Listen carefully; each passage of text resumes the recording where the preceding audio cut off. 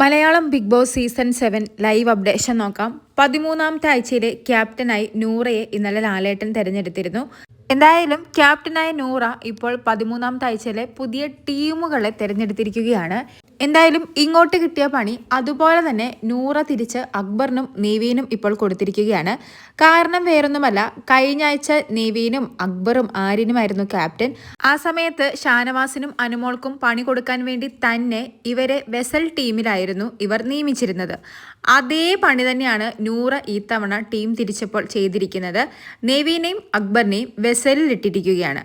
Big Boss ഹൗസിൽ 4 ടീമുകളാണുള്ളത്. Kitchen team, vessel team, floor team, bathroom team. ഇതിൽ എല്ലാവർക്കും മടിയുള്ളതും ഏറ്റവും കൂടുതൽ പണിയുള്ളതായിട്ട് ഇവർ കരുതുന്ന ഒരു ടീമാണ് വെസൽ ടീം. ആദ്യം മുതലേ ഇവിടെ ആർക്കെങ്കിലും പണി കൊടുക്കണമെന്ന് തോന്നിയാൽ അവരെ എടുത്ത് ഉടനെ വെസലിലിടും. അതായിരുന്നു ഇവിടെ സാധാരണയായി നടക്കാറുള്ളത്. എന്തായാലും ഇവിടെ നൂറ അക്ബറിനും നെവീനും ഒരു പണി കൊടുത്തതായിട്ടാണ് തോന്നുന്നത്. എന്തായാലും അത് കണ്ടു തന്നെ അറിയണം. വെസൽ ടീമിന്റെ ക്യാപ്റ്റനായി അക്ബറിനെയാണ് നൂറ തീരുമാനിച്ചിരിക്കുന്നത്. Kitchen team Anumol, Adhila, Sabuman. Captain സാബുമാനാണ്. ഫ്ലോർ ടീമും ബാത്റൂം ടീമും ഷാനവാസും അനീഷുമാണ്. നൂറയും അവരെ ഹെൽപ്പ് ചെയ്യും.